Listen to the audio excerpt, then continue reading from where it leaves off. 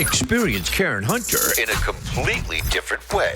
Karen Hunter is awesome. The podcast. If you like me on SiriusXM Urban View Channel 126, you're going to love me. And Karen Hunter is awesome. Hey, this is Karen Hunter, host of The Karen Hunter Show on SiriusXM's Urban View. Karen Hunter is awesome is an actual podcast to bring heat and energy and knowledge and power. A 1-2 punch that I don't think you get anyplace else. Tell the truth. Check out the podcast wherever you get your podcast. You will not be disappointed. Chuck Schumer, who is the Senate Minority Leader, he's the head of the Senate for the Democrats, has been out here talking about how he's going to approve what has passed the House already to stop the government from shutting down. He's going to be complicit. People are not happy. Now, let me fully disclose, I am not happy with Chuck Schumer. I think he is an institutional politician to the highest extent. I feel like he is the most politician-y politician there might be in D.C. He's more politician-y than any politician that I've seen in recent modern history. Even in that sense, you know, has fake outrage when the cameras are on, and then backdoor you think you're doing deals. When I talk about out of touch people, I think of Chuck Schumer as it relates to what's going on in this country right now. He's a man of a certain age from a certain place who's been in politics 90% of his life, his adult life. And I feel like he's just out of touch. So while this may be the right thing, the right reason would be what Don Calloway said this week, but he didn't give that reason. Roderick, that wasn't a reason. He said, what did Don Calloway say? I'm gonna talk about that when we come back from a break. Okay. Come on, it's a tease. Okay, okay. I was looking at the time. I was like, do I ask? But no, okay. All right. Now, when we come back, I agree with the method, but not the reason, which disqualifies this man from sitting in that seat. So I have a couple of questions. There's a rumble that AOC should primary him in the Senate for the Senate race. What are your thoughts on that? This is a question for everybody. Should he resign?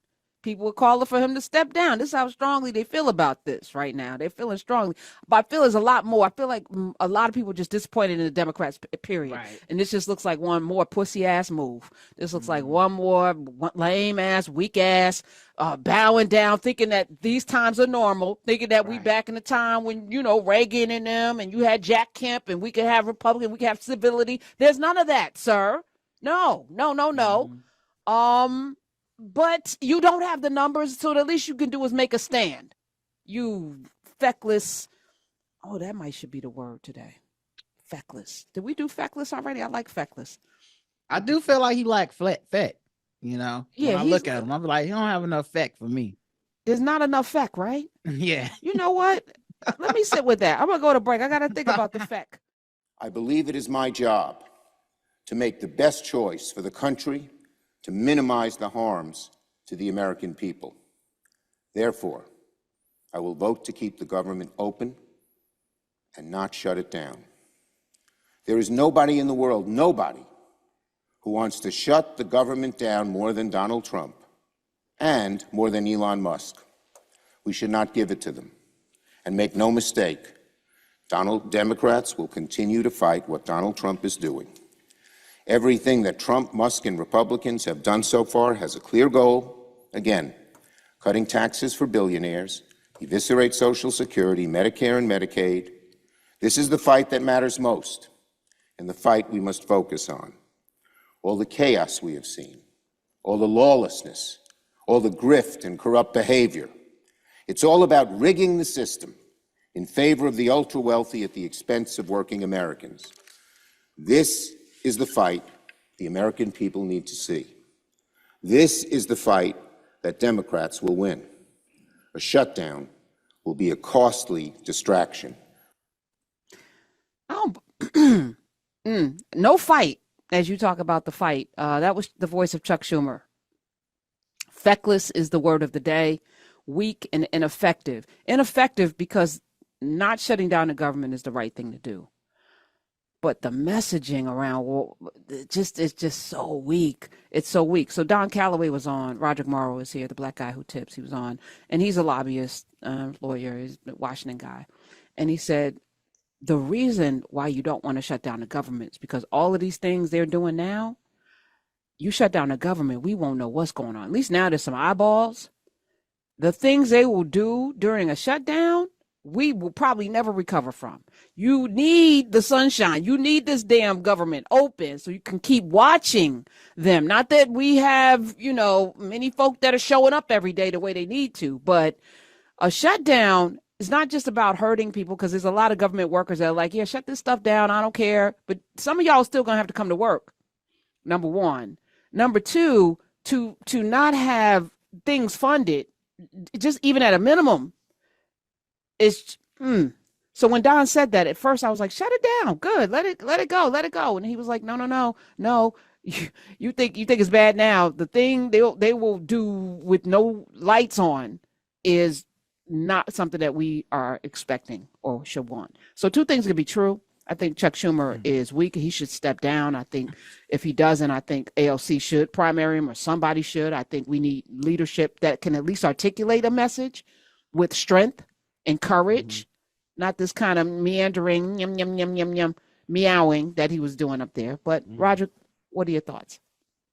I mean, so I recognize that I don't know everything with this stuff, but part of me feels like if the Republicans wanted to shut the government down, they could just do that. They have the votes to just say, yes, we won't vote for this. We will not fund the government.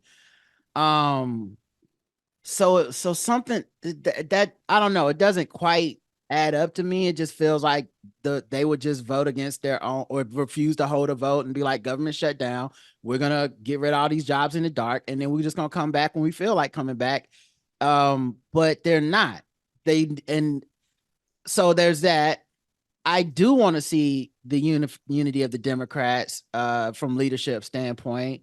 I feel like Hakeem Jeffries has been unfairly criticized in this. He got his people together and they stood strong.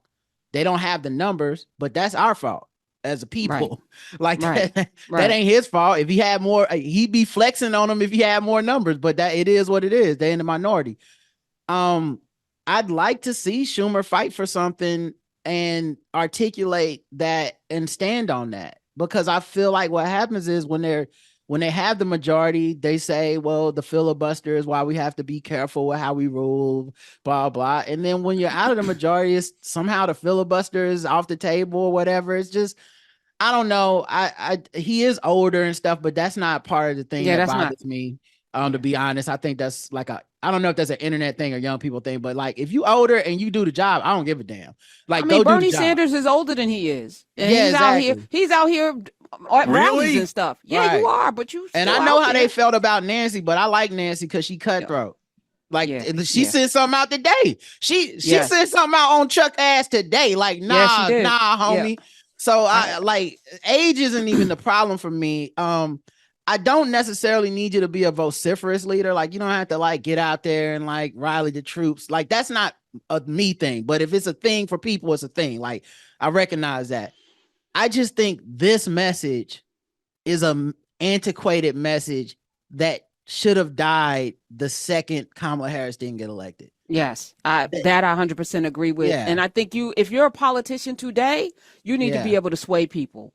Period. Right. There's no longer these backdoor cigar meetings with the Republicans and then reaching across the aisle. They reach across the aisle as, back in the day, they would do the reach across, the reach around, and things would get done. But that's not who these people are today, So we have to acknowledge that. And to your point, Nancy Pelosi, representative, of course, from the state of California, she issued a statement on Twitter. She said, Donald Trump and Elon Musk have offered the Congress a false choice between a government shutdown or a blank check. That makes a devastating assault on all the well-being of working families across America. Let's be clear. Neither is a good option for the American people, but this false choice that some are buying instead of fighting is unacceptable. She said, I salute Hakeem Jeffries for his courageous rejection of this false choice, and I am proud of my colleagues in the House Democratic caucus for their overwhelming vote against this bill. Democratic senators should listen to the women. She said appropriations leader Rosa DeLauro and Patty Murray have eloquently presented the case that we must have a better choice, a 4-week funding extension to keep government open and negotiate a bipartisan agreement. America has experienced a Trump shutdown before, but this damaging legislation only makes matters worse. Democrats must not buy into this false choice. We must fight back for a better way. Listen to the women for the people. Go ahead, Nancy. Speaking of the women, Lisa Blunt Rochester, who was just elected to Congress, well, first time we have now 2 Black women senators from the state of Delaware. She talked about why she is voting against it. Play it. Delaware, I'm voting no on this Republican funding bill. You've all heard me say, let me be blunt. Well, let me be blunt. I don't want a government shutdown. Never have. But the reality is Republicans, they control the House, they control the Senate, and they control the White House. They were the ones that walked away from the negotiating table. What did we ask for? We were this close on a deal. But what instead happened? They said they were going to put forward a clean bill, but what we got was a dirty deal instead. This bill actually gives more power to Elon Musk and President Trump. And they've already proven that instead of governing responsibly, they've been reckless, causing chaos, confusion. They've actually been shutting down government agency by agency already. What this is about is cutting Medicaid, slashing Medicare and Social Security, and giving tax breaks to ultra-rich people, but not lowering the cost of any goods for you. So Delaware, I won't vote to give away your voice. I'm voting to make sure that that person who texted me this morning about her Medicaid being cut off, that she doesn't have to be afraid. I'm voting to make sure that my friend who works at the VA and who is serving veterans right now, and all of those veterans who work at the VA, know that we're standing up for them. I'm voting no to make sure that we save our democracy. You ain't got to yell and scream. Just got to stand for something. And you represent us. You're representatives. I had a person that told, because I said, I don't really understand what Chuck Schumer's doing. And this person told me like, well, the government shut down before under Trump and no one cared, blah, blah, blah. And I'm like, number one, I think people did care because remember, Trump lost after he did that.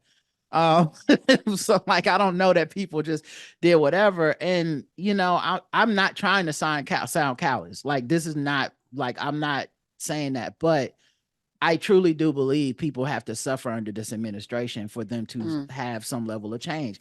And unfortunately, we're going to all suffer. So it's not like I'll be exempt from the suffering. I think people are going to have to see the consequences of these actions and the consequences of inaction for those that were too high-minded to say we should stave this off. They're going to have to see that you don't get to just ignore this. You can't hit block on the government. You know what I mean? You can't hit ignore. You can't mute what's happening. And I know privately they said Hakeem Jeffries had said something to that extent. And there were a lot of people that got mad at him for that. And I was like, I don't know what you're mad about. That's right. The Democrats need to sit on their hands and go, y'all got the majority, run it. Run it how y'all said y'all was going to run it. If y'all can't get y'all shit together, that's y'all. Like, if you can't get your whole code, y'all have the majority. So I don't want to hear the excuses. And they're going to blame the Democrats anyway. Which is why I don't understand what Schumer's saying about like, well, I'm going to stand up. No one's going to thank you for it in the first place. This will gain you 0 votes. It will not feel like the right thing to do. And you'll end up paying a penalty for it instead of getting like, if we lived in a just, sober society, I would agree with him. Actually, if we lived in a world where voters would go, you know what? Thank God the Democrats helped the government stay afloat when we messed up and let the Republicans get in charge. But they won't. They're just going to say you weak, and then they're going to blame you for whatever the fallout the Republicans do anyway. Stand on business. I don't. Yes. That's how I feel. Know what? I'm sorry. Stand on business. Don't apologize. This is why we have conversations, right? Obviously, Chuck Schumer's been in Congress a long time. Yeah. What has it been, 30 years, 40 years? So, you know, the way things have been done, over that period of time, even the last time Trump was in office. Because if you remember, Right. Nancy Pelosi sat there with her white on and did that clap and ripped up her stuff because there was balance at the time where he didn't have all branches of government willy-nilly. Right. You know, Ossoff and Warnock were in. There was some stopgaps. There are none now. None. Zero. He's got the House, the Senate, the courts, and the executive branch, and Elon Musk funding more and more and more. Somebody's got to stand for the people. I think you're right. I think you're right. At the same time, as I said to you, you know, we sit here. I don't want anyone to suffer.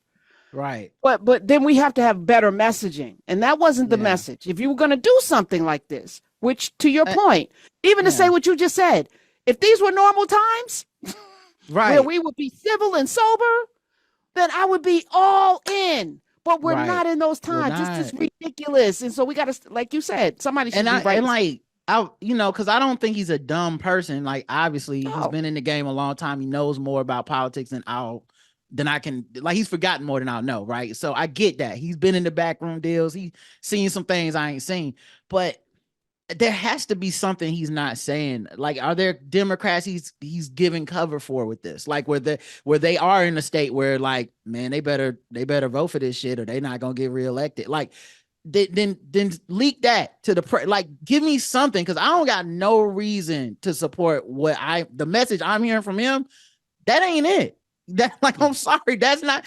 This is not 1972 or whatever. Like, when you could sit up there and be like, you know what, he may not like the things I like, but damn it, we're both elected by the people, and that's not. The other side is laughing at us, and I mean the people, not Democrats. They are laughing at the American people. They're laughing at government workers. They're causing chaos. They're breaking the law. Their stuff isn't even holding up in court.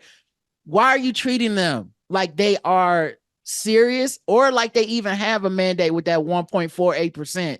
I'm not going to sit up here and act like, well, it's just a Republican country now, guys. This is what we do.